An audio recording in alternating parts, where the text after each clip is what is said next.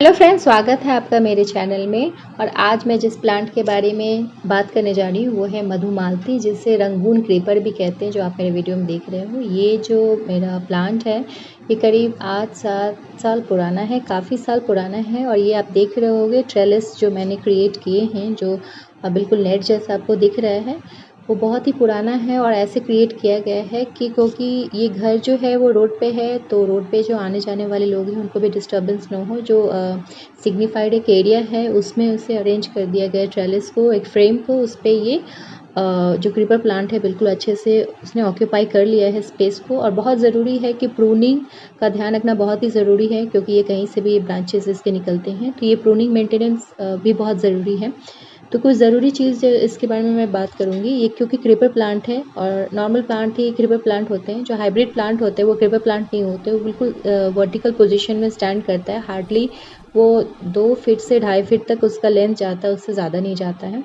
तो अगर आप हाइब्रिड प्लांट लगाना चाहते हैं तो आप इसमें ज़्यादा कुछ खुशबू नहीं आती है, बिल्कुल ना के बराबर खुशबू आती है। और ज़्यादा इसका हाइट नहीं जाता, बिल्कुल वर्टिकल पोजीशन में वो स्टैंड करता है।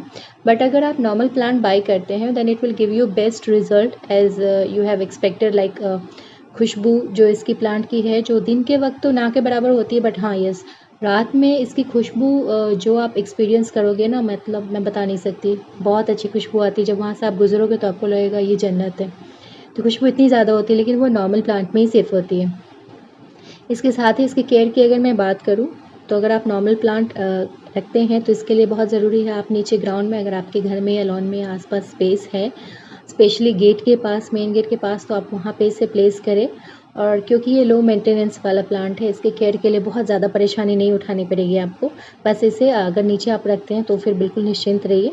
हाँ, ये बात है, वहाँ की जो मिट्टी है वो लूमी सॉइल होना चाहिए, क्लेई सॉइल नहीं होना चाहिए। मेरे कहने का मतलब ये है कि मिट्टी बहुत गुई टेक्सचर का नहीं होना चाहिए, बिल्कुल उसमें एटलीस्ट 30% सॉइल होना चाहिए।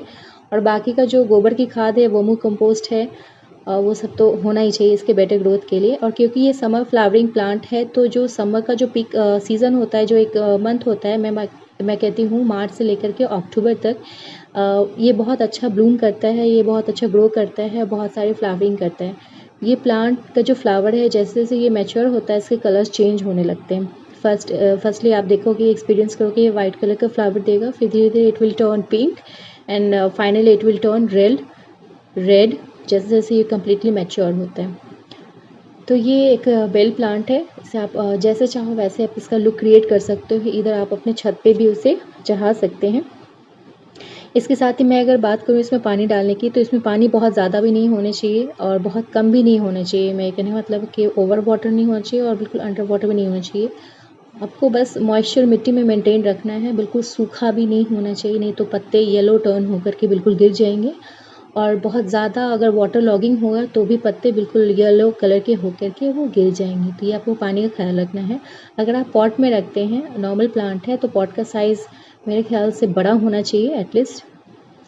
और इसके साथ ही आप उसमें खाद का ज़रूर आप ध्यान रखें, एटलीस्ट साल में एक बार रिपोर्टिंग ज़रूर करें। सॉइल का आप ख्याल रखें, जो सॉइल मिक्सचर्स है वो आप चेंज करें, क्योंकि एक साल में वो पॉट में रहते रहते उसके जो न्यूट्रिशन की जो मात्रा है वो कम हो जाती है। तो उसको मेंटेन करने के लिए आप फिर से नए फ्रेश मिट्टी में वर्मी कंपोस्ट, जो भी लिक्विड फर्टिलाइज़र्स हैं, और सीवीड फर्टिलाइज़र्स, वर्मी कंपोस्ट, गोबर की खाद, ये सारा मिक्स करके फिर से आप उसमें पॉट में प्लेस करें।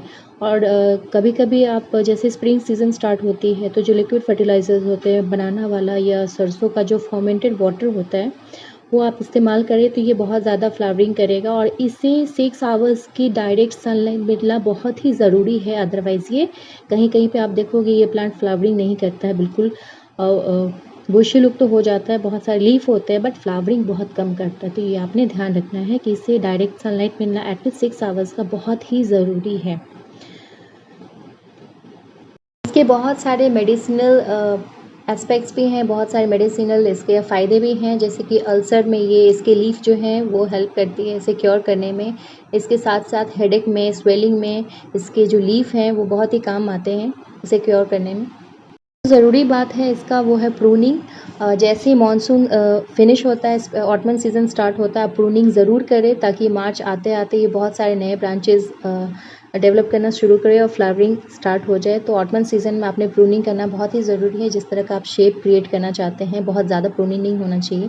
इसके साथ ही अगर प्रोपेगेशन की मैं बात करूँ तो एटलीस्ट पेंसिल के जैसा विड्थ होना चाहिए और लेंथ करीब 5 to 6 इंच होना चाहिए और कट करके आप उसे रूट हार्मोन में डिप करके फिर आप उसे मिट्टी में लगाएं, बिल्कुल छाया में रखें, मॉइस्चर में रखें कुछ दिन तक उसे, फिर वो प्रोपेगेट हो जाएगा, फाइनली न्यू प्लांट डेवलप हो जाएगा। Thank you so much.